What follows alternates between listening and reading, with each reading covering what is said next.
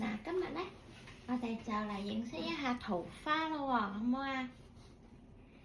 咁如果一個人長期都係單身漢，佢應該點樣去同上天祈禱咧？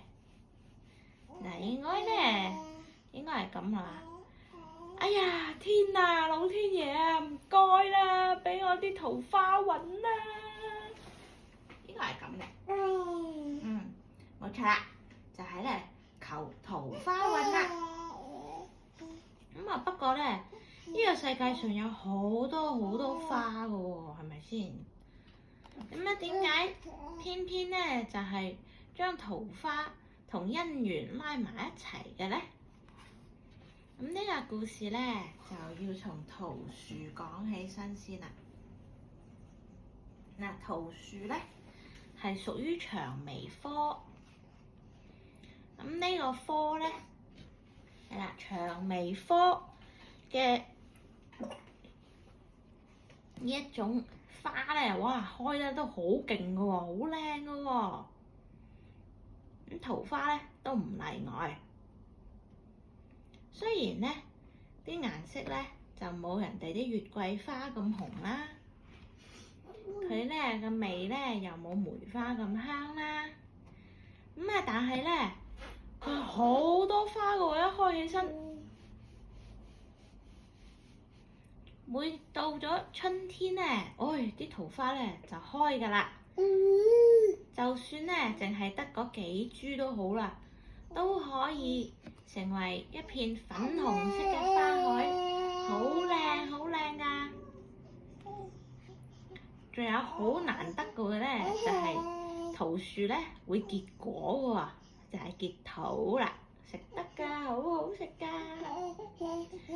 至少咧喺7500年前，喺中國嘅土地上邊咧就有食桃嘅習慣㗎啦。唔單止咧有人食，中國咧仲係全世界最早開始神化桃樹嘅地方。嗱，啲桃咧又好好食，啲花咧又好好睇喎。我哋咧睇嗰桃花樹咧，就自然就越睇就越鍾意啦。再加上咧啲桃花咧本身咧，睇落去真係非常之嬌豔柔美㗎。所以咧，用桃花嚟比喻女性嘅呢一種講法咧，就慢慢流行開嚟啦。女仔咧生得好睇咧，就叫做桃夭柳眉。咁正當係花季咧，就會有人話係桃李年。話醫學界咧就更加為桃花咧助咗一臂之力咯喎。佢哋咧就認為桃花係有美容嘅作用㗎。咁喺嗰本《神農本草經》裏邊咧，就記載住咧，桃花入藥係可以提升我哋嘅氣息㗎。咁咧，藥王咧仲曾經直接開過桃花粉嘅減肥藥方喎。不過咧，如果你認為桃花只係對女人嘅一種襯托咧，咁就太睇小佢啦。嗱，通過雜交同埋嫁接咧，桃花喺漢代就已經變得越嚟越靚，越嚟越好睇啦。文學界咧，甚至仲開始流行嚟用美女反過嚟襯翻啲桃花喎。唐代嘅詩人啊，皮日休你喺呢方面咧都算係一個高手嚟㗎啦。佢喺自己嘅《桃花賦》裏邊咧就讚美啦，桃花喺晚上開，就好似奔月嘅嫦娥；桃花喺水邊開，就係沉魚落雁嘅西施。前前後後咧用咗13個古代嘅美女，反正全部都係攞嚟讚桃花嘅。講咗咁多啦，咁桃花到底點樣同姻緣扯上咗關係嘅咧？呢個咧都係文人作出嚟嘅。喺唐朝咧，另外咧就有一個詩人，佢個名咧叫做崔護。佢咧就曾經寫咗一首詩，就話説咧喺某年桃花盛開嘅一個日子，佢邂逅咗一個好靚嘅女仔。點知道第二年佢再去返嗰度揾嘅時候，桃花依然喺度，但係點樣揾都揾唔到嗰個曾經見過一面嘅女仔啦。按道理嚟講咧，呢首詩原本咧係用來抒發作者嘅憂傷，但係咧諗唔到咧，就係啲讀者聽完之後咧就完全接受唔嚟喎。於是咧就夾硬寫咗一個崔護揾到女仔啦，一個結局。嗱，雖然咧呢個故事嘅劇情咧係有啲老土，但係咧喺呢種咁嘅又帶有憂傷，但係又甜蜜嘅呢一種咁嘅8點檔劇情咧，就經常咧俾我哋嚟用嚟拍戲，同埋咧啲人都係按照呢種劇情嚟寫文噶喎，個個都好叻噶，仲甚至咧經常被改編為戲劇，搬上舞台。時間耐咗啦，桃花咧就逐漸變成咗我哋中國文化裏邊特有嘅愛情之花。咁順便咧仲要講下喎，宋代道教嘅大熱咧，令到桃花咧又演變成為人緣、愛情、婚姻嘅統稱。無論係貴族定係老百姓啊，佢哋咧都好鍾意去揾大師算一下㗎喎。咁咧桃花運呢3個字咧就係咁樣算返嚟㗎啦。慢慢隨住時間嘅過去，我哋現代人咧已經唔再係沉迷於嗰種迷信嘅歲月咯喎。但係桃花運咧，就因為佢同愛情一樣係好難以捉摸嘅，就被保留咗落嚟啦。喺我哋國家嘅南方咧，到今時今日，過年嘅時候啊，都有喺屋企咧插桃花嘅呢一個習俗㗎。點解咧？第一咧就係覺得，哇，咁靚嘅呢啲粉紅色嘅桃花，可以攞一個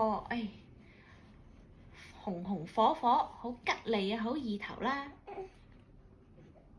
喺廣東話裏邊咧，紅桃同紅色嘅桃嚇，紅桃同埋鴻圖大志嘅鴻圖咧係近音嚟個噃。咁二來咧就係希望為家人咧祈求有好嘅姻緣，所以咧過年咧就會喺屋企插棵桃花樹啦。我哋將咁多心思放喺桃花身上咧，其實咧唔係因為真係信佢有啲乜嘢法力，而係咧借住花嚟寄託心裏邊對生活嘅一種願望。呢個願望咧係愛情又好啦，係事業又好啦，乜嘢都好啦。桃花每年都會開嘅，希望保持住希望，保持住努力，新嘅一年咧，話唔定我哋就會夢想成真㗎啦。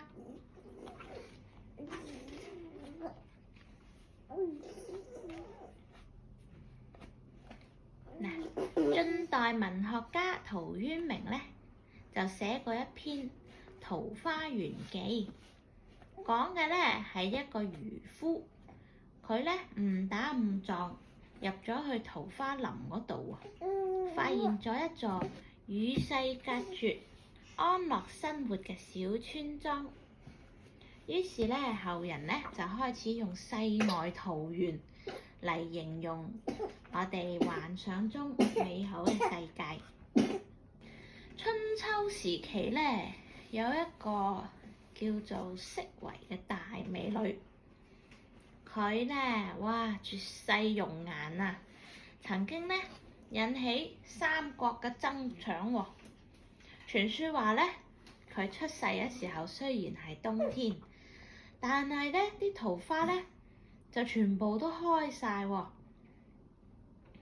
又有講法咧話，佢一出世嘅時候個額頭就戴咗一個桃花嘅胎記，所以咧佢又被稱為桃花夫人。夸父追日咧講嘅係一個古代嘅傳說，嗰個傳說裏邊咧有一個叫做夸父嘅巨人，佢咧同太陽賽跑，佢喺途中咧非常之頸渴，飲乾咗黃河、渭河嘅水，最後咧就渴死喺路上。佢死咗之後咧，手嘅嗰把飛杖咧飛咗出去，就化成一大片桃花林啦。《桃花庵歌》係明代一個大才子唐伯虎寫嘅一首詩。佢喺詩裏邊咧自稱為桃花仙人，而桃花庵咧就係佢淡泊名利之後選擇隱居嘅一個住嘅地方。不過咧，為咗買呢個桃花庵啊，佢咧都係搏命要畫畫，先至還清咗佢買呢個庵嘅嗰個貸款㗎咋。嗱，喺中國嘅好多家族嘅神話裏邊咧，創世之初呢個世界上咧係冇人嘅。嗰陣時咧有一個叫做卵玉嘅女神，佢就聽咗女神女媧嘅指示，就食咗從黃河嗰度飄過嚟嘅8個桃同埋一朵桃花，然後咧就生咗8男1女。呢個世界上咧先至有人㗎。喺2010年，雲南昆明喺整路嘅時候咧，嗰啲工人咧就一個唔覺意喺個地下度挖出咗8粒保存得非常之好嘅桃花核化石喎。咁經過中國科學院嘅測定咧，呢啲昆明桃到而家已經係有260萬年嘅歷史㗎啦，係世界上咧已知嘅最早嘅桃花核嘅化石。咁另外咧仲有咩咧？嗱，就話咧桃嘅英文 peach 係由拉丁文發展而嚟嘅，字面嘅意思咧就係波斯蘋果。原因咧係歐洲咧本身咧佢哋係冇桃㗎，係啲波斯人咧佢哋咧最早嘅時候咧將啲桃帶咗去歐洲嗰度，咁令到咧歐洲人咧曾經都以為桃嘅原產咧係喺波斯嘅，咁但係實際上咧中國先至係桃嘅原產地。嗱，首先有學者進行咗桃嘅全基因組同組測試，從遺傳進化嘅角度咧，證明原產於中國西藏地區嘅光核桃咧，先至係桃嘅老祖宗啊！嗱，其次考古學家咧喺浙江嘅河姆渡遺址、夸湖橋遺址等多一個新石器時代嘅遺址裏邊咧，都發現咗保存得好好嘅土核嘅化石。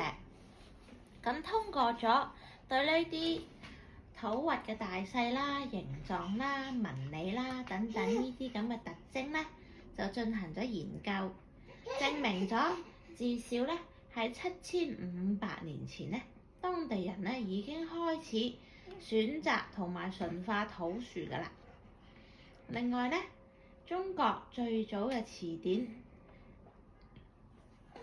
成書於戰國到兩漢之間嘅古典《爾雅》呢本書裏邊咧，就已經有對山土、冬土等唔同品種嘅土有區分嘅記載㗎啦。總之咧，從文獻記錄、考古挖掘到今日嘅科學研究咧，種種嘅證據咧都表明咗土嘅原產地咧係中國。中國人佢欣賞、食用、栽培土已經有非常之悠久嘅歷史㗎啦。好啦，今日關於土嘅故事咧就講到嚟呢度。小朋友，你聽得好認真喎，我哋下一次再嚟睇下其他嘅故仔啊！